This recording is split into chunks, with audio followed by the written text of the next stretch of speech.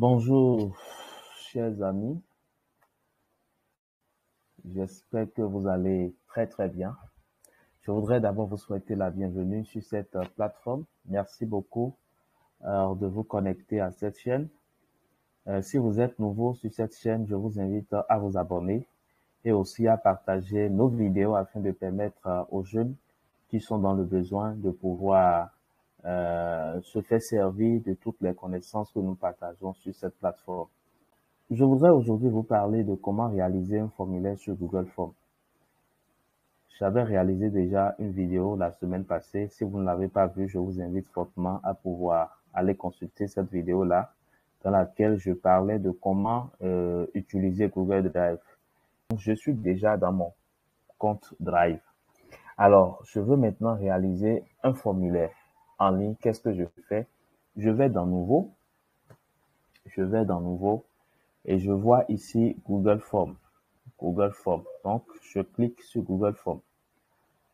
Alors, lorsque je clique sur Google Forms me ramène sur cette nouvelle page-là. Je vois formulaire sans titre, d'accord, formulaire sans titre.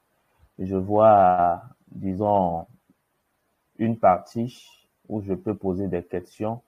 Je vois une deuxième partie où les réponses que j'aurai à collecter, c'est ici que je vais les retrouver, c'est-à-dire lorsque je vais réaliser mon formulaire et que les gens vont répondre, c'est ici que les réponses vont apparaître. Ensuite, il y a la partie des paramètres et j'aurai l'occasion de vous présenter un peu comment vous pouvez paramétrer vos formulaires en ligne.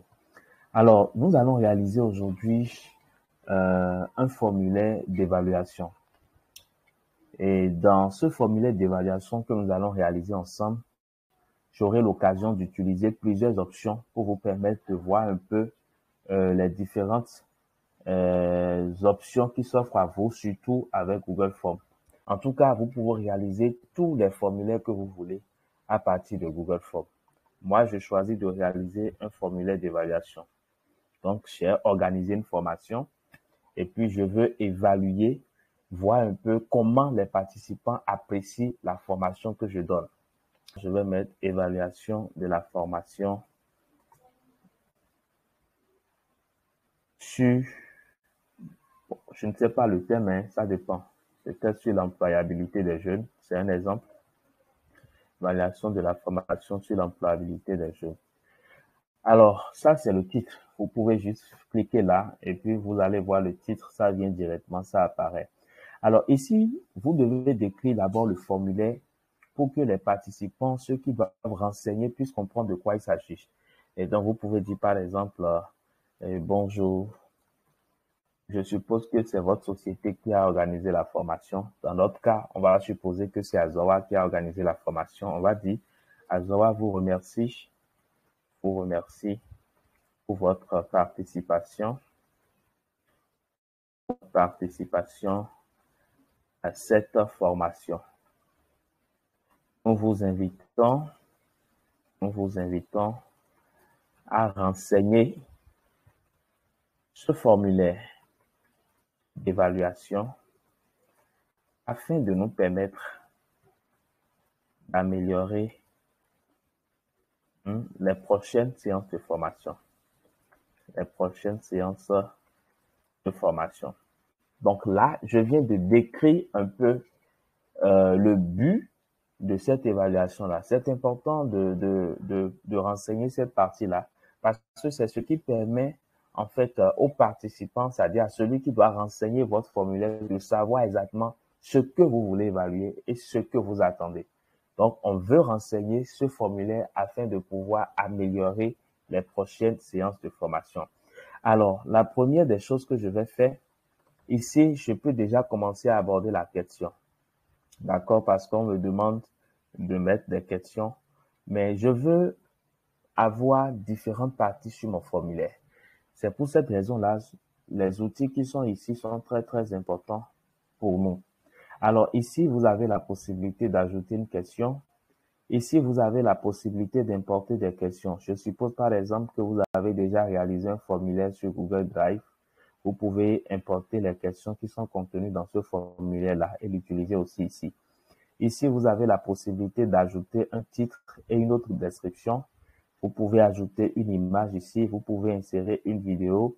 Ici, vous pouvez ajouter une section, c'est-à-dire vous allez un peu distinguer. Vous voyez, je viens de sectionner, d'accord, la première partie et la deuxième partie. Mais bon, je vais annuler parce que je veux juste un formulaire qui n'est pas sectionné. Donc, vous avez plusieurs options. Je vous invite vraiment à pouvoir pratiquer. C'est important lorsque lorsque vous suivez cette vidéo, essayez de pratiquer. Essayez vraiment de réaliser vous-même vos formulaires et n'hésitez pas à me dire en commentaire ou à partager avec moi le lien des formulaires que vous aurez à réaliser. Donc ici, je vais insérer un titre. Je veux d'abord prendre un certain nombre de renseignements sur les personnes qui vont renseigner ce formulaire. Donc je vais dire grand 1, je peux mettre grand 1, renseignement, ou ça peut être information personnelle, renseignement, des informations personnelles. D'accord? Alors, je veux prendre des informations personnelles et je peux directement rassurer les gens que les informations qui seront renseignées, d'accord, seront traitées en toute confidentialité, et seront utilisées uniquement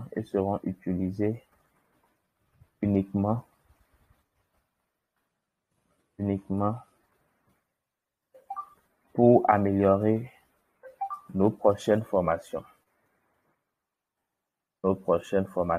Alors, pourquoi c'est très important? Vous savez, aujourd'hui, dans certains pays, il y a le code du numérique et il y a une réglementation très, très importante sur tout ce qui concerne les données à caractère personnel. Lorsque vous voulez collecter des informations sur le nom, le prénom, les prénoms des gens, lorsque vous voulez collecter peut-être leur adresse mail, lorsque vous voulez collecter aussi leur numéro de téléphone, c'est très important de pouvoir leur dire un peu que ces informations seront traitées en toute confidentialité. Avant de pouvoir leur envoyer des mails et autres il ne faut pas utiliser leurs informations dans d'autres cadres en fait. Donc, c'est très important de pouvoir préciser cela. Donc, on va commencer maintenant à mettre nos questions. D'abord, on veut demander peut-être votre nom, prénom. Nom et prénom. Si vous voulez, vous pouvez numéroter vos questions. C'est à vous de voir. Peut-être nom et prénom. Alors, si je veux, je peux mettre votre nom et prénom. Je mets simplement nom et prénom. Alors, ici, quel type de réponse je veux? Le type de réponse que je veux, je dois choisir ce type de réponse à partir des options qui sont ici. Ici, par exemple, si je veux votre nom et prénom, il faut que je puisse choisir une réponse courte. Si, par exemple, c'est une longue question, je veux que les gens s'écrivent beaucoup, on va mettre carrément un paragraphe. Si c'est une question à choix multiple où les gens sauront à choisir juste une seule chose, on va mettre. Si les gens doivent choisir plusieurs réponses, on va cocher des cases. Donc, au fur et à mesure, je vais vous montrer un peu dans la suite de cette vidéo, je vais vous montrer un peu comment vous pouvez utiliser chacune des options qui sont là. Donc, ici, on veut juste le nom et prénom, donc on va demander une réponse courte. Donc, la personne pourra mettre sa réponse. Alors, ici, j'ai la possibilité de rendre cette question-là obligatoire. J'ai la possibilité de rendre cette question-là obligatoire pour que si la personne ne répond pas à cette question, la personne ne pourra pas, en fait, valider ou envoyer ses réponses.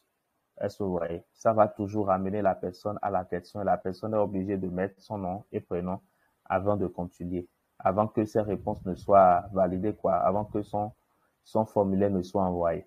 Je vais demander peut-être une deuxième question.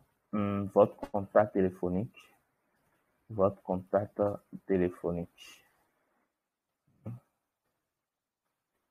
À vous de voir, vous pouvez demander le numéro WhatsApp. On va mettre aussi une courte réponse. Parfait. Donc, disons que c'est les deux informations que je veux avoir. Je veux peut-être avoir une troisième information, votre adresse mail. Et puis, je choisis aussi une réponse courte. je rends obligatoire, donc la personne est obligée de mettre son adresse mail, c'est-à-dire celui qui doit renseigner bel et bien. Alors donc, la première partie m'a permis de prendre des renseignements de prendre des informations personnelles, renseignements des informations personnelles, d'accord?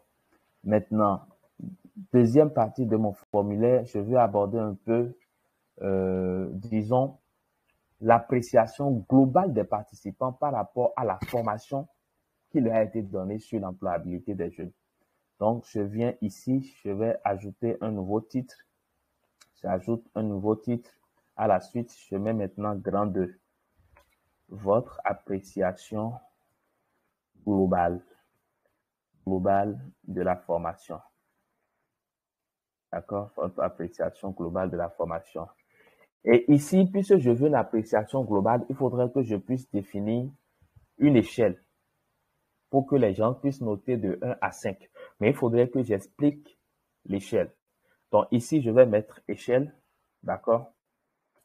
Alors, si vous mettez 1, c'est que vous n'êtes pas du tout satisfait. Pas du tout satisfait. Si vous mettez 2, ça veut dire que vous n'êtes pas satisfait. Vous n'êtes pas satisfait. Si vous mettez 3, ça veut dire que vous êtes plus ou moins satisfait. Plus ou moins satisfait. Si vous mettez 4, ça veut dire que vous êtes satisfait. Et si vous mettez 5, ça veut dire que vous êtes très satisfait. Très satisfait. Alors, maintenant, je vais pouvoir ajouter des questions par la suite, puisque là, c'est en quelque sorte la deuxième partie, en fait, de mon évaluation, de mon formulaire d'évaluation. Donc, je vais ajouter des questions. Et une question que je peux mettre ici, je peux demander juste ici, je peux demander quel est votre degré d'appréciation? Quel est votre degré d'appréciation? Quel est votre degré d'appréciation? Degré d'appréciation globale de la formation. C'est une manière de demander aux gens, est-ce que vous êtes satisfait ou pas du tout satisfait? Donc ici, vous allez choisir échelle linéaire. Échelle linéaire. C'est très, très utile. Alors, lorsque vous prenez l'échelle linéaire, vous allez juste mettre au niveau du premier, si quelqu'un coche 1, c'est pas du tout satisfait, d'accord? Pas du tout satisfait. Si quelqu'un coche le 5, la personne est très satisfaite. Et au fur et à mesure que vous réalisez votre formulaire, vous pouvez cliquer ici pour voir à peu près un aperçu, comment ça se présente. D'accord?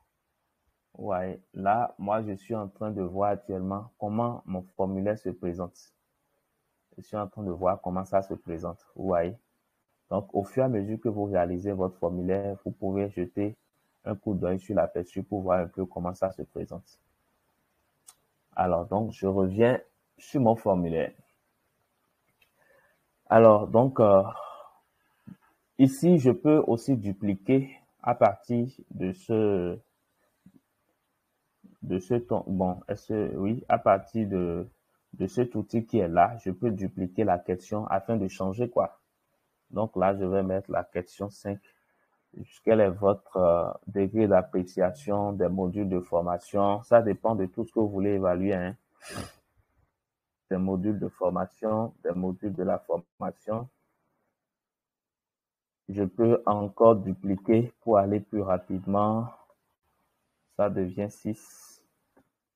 Quel est votre degré d'appréciation des intervenants de la formation? Les intervenants de la formation. Je peux aussi décider d'évaluer. Alors, si vous voulez les rendre obligatoires, ne manquez pas de cocher que c'est obligatoire. Là, lorsque vous cochez que c'est obligatoire systématiquement, vous allez voir l'étoile apparaître. On va rendre tout ça là obligatoire. Voilà.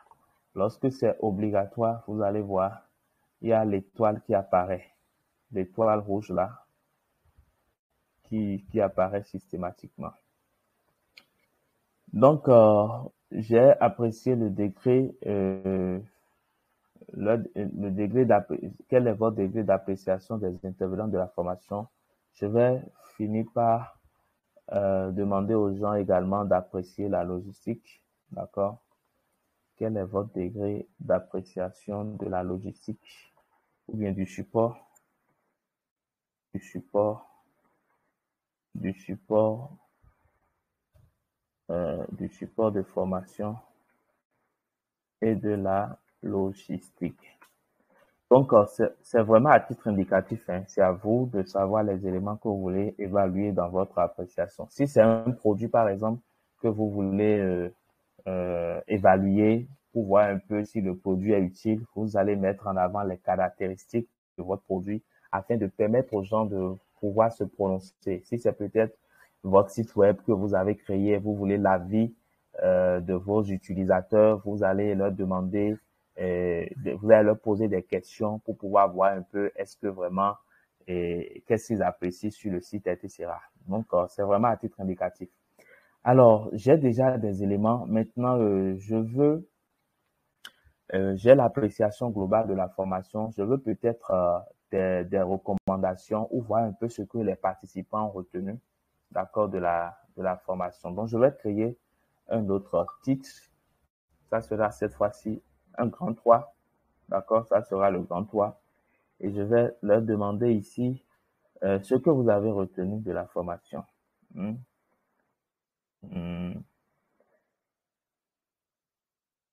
Le grand 2, j'avais dit votre appréciation globale. Ici, ce que vous avez retenu de la formation. Alors, si vous avez quelque chose à décrire, vous allez mettre ici. C'est facultatif, hein, la description. C'est facultatif, mais lorsque vous mettez là, ça permet aux gens de savoir exactement ce que vous recherchez. Donc ici, je veux voir ce que les gens ont retenu de la formation. Alors, je peux ajouter maintenant une question.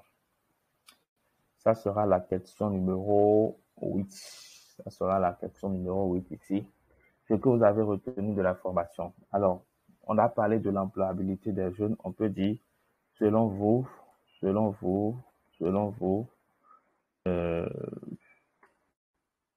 un exemple, hein. Quels sont les outils de veille professionnelle? Alors, je veux que la personne parle beaucoup. Je lui donne carrément un paragraphe. Donc, la réponse sera longue. Est-ce que vous voyez? Je rends ça obligatoire. Je veux peut-être une deuxième question.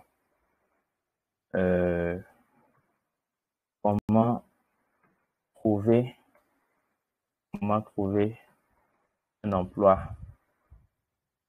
sur LinkedIn? Donc, ça dit, ici, on suppose que j'ai parlé de ces modules-là dans la formation. Donc, c'est pourquoi je veux savoir est-ce que les gens ont vraiment retenu quelque chose, en fait.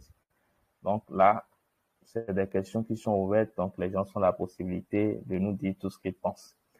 Maintenant, je vais aller sur le grand 4. Je veux maintenant avoir les recommandations, d'accord, par rapport aux prochaines séances. Et je veux également aussi leur proposer peut-être d'autres services aux participants. Donc, je vais créer un nouveau titre. Ça sera le 4. Et ici, nous allons voir un peu, disons, vos recommandations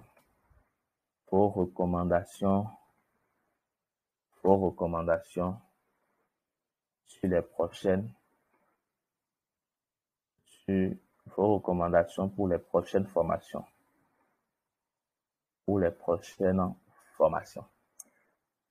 Alors, ici, je vais poser également une question. Je vais leur dire, parmi les modules suivants,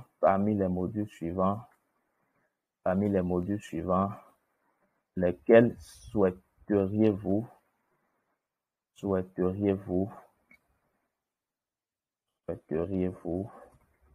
qu'on aborde durant les prochaines formations? D'accord. Et ici, ça veut dire qu'il faudrait que je leur propose plusieurs modules. Alors, si je veux que les gens choisissent un seul module, je vais préférer l'option de choix multiple. Mais puisque c'est plusieurs modules, les gens doivent choisir plusieurs, je vais préférer ici case à cocher.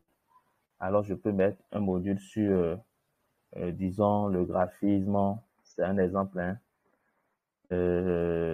Devenir community manager,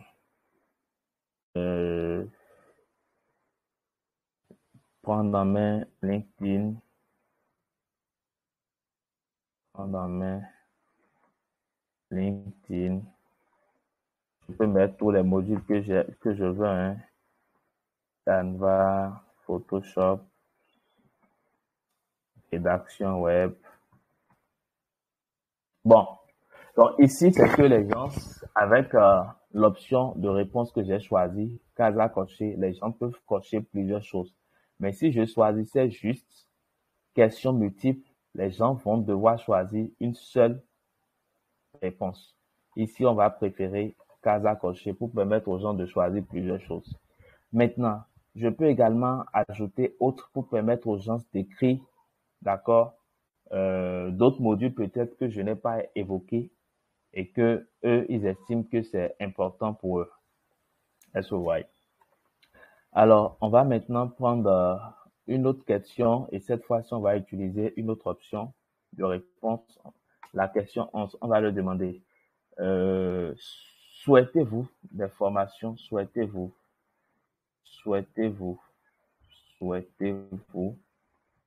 suivre des formations en ligne? Alors, lorsque je dis souhaitez-vous suivre des formations en ligne, les gens vont me répondre par oui ou non. Donc, dans ce cas, je vais choisir cette option-là, choix multiple. Oui, non. Est-ce que vous voyez? Donc là, maintenant, la personne doit choisir entre oui et non. C'est aussi simple. Alors, je vais poser une dernière question avant qu'on ne commence la mise en forme. Je vais peut-être leur demander. Nous vous offrons des formations, nous vous offrons des coachings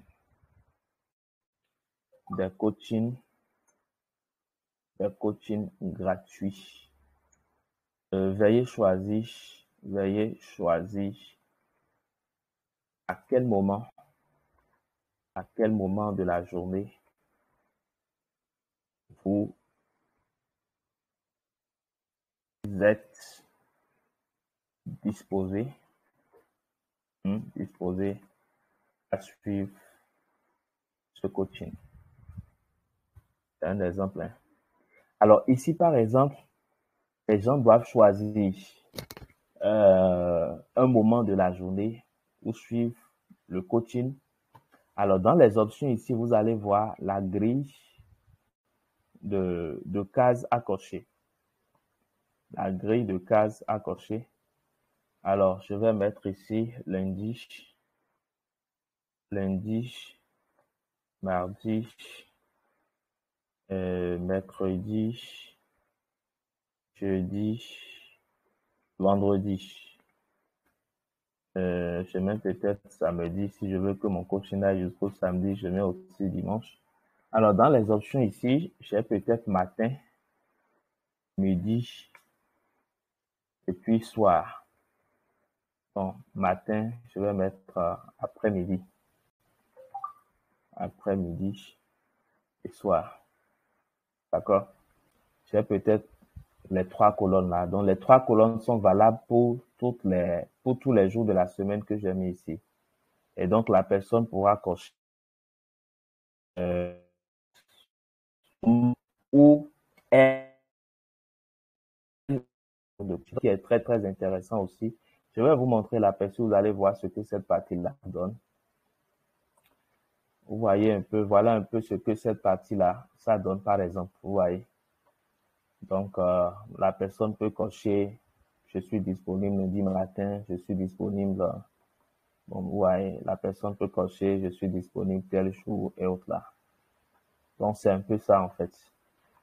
Si par exemple, vous voulez recevoir plusieurs personnes, vous voulez savoir la disponibilité des gens, à partir de cette option de réponse, ça vous permet un peu de choisir l'heure à laquelle plusieurs personnes sont disponibles.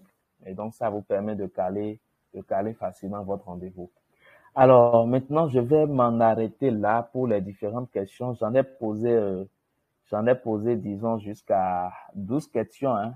Vous avez la possibilité de poser le nombre de questions que vous voulez. Maintenant, nous allons un peu travailler sur la mise en forme. Alors, aujourd'hui, Google a beaucoup amélioré, hein, son formulaire en ligne de telle manière que vous pouvez, tout comme si vous étiez dans Word, essayer de mettre les choses en gras, d'accord, essayer un peu de les mettre en italique, en tout cas, tout ce que vous voulez. Donc, moi, je vais juste mettre les grands tons là en gras et je vais mettre les descriptions en italique, histoire de rendre cela, euh, histoire de rendre cela un peu plus attrayant. Donc, aujourd'hui, vous avez la possibilité de mettre les choses en gras, d'accord? Vous avez la possibilité de mettre les choses en gras. Et puis, je vais juste mettre quelques éléments en gras. Quelques éléments en gras. Bon, je vais peut-être laisser ceci, hein, je vais juste mettre les titres là en gras pour qu'ils soient bien visibles et je mets les descriptions en mode italique. Avant, il n'y avait pas ces options-là, hein.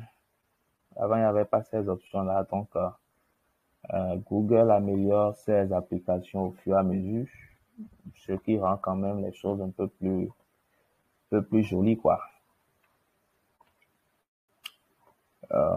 Donc voilà, à la fin quand même, je vais dire merci aux gens. Je vais juste mettre un titre. Ici, vous pouvez bouger, hein, vous pouvez bouger les choses et puis vous pouvez bouger les choses. Je vais juste dire merci beaucoup. Je vais juste mettre merci beaucoup. Merci beaucoup.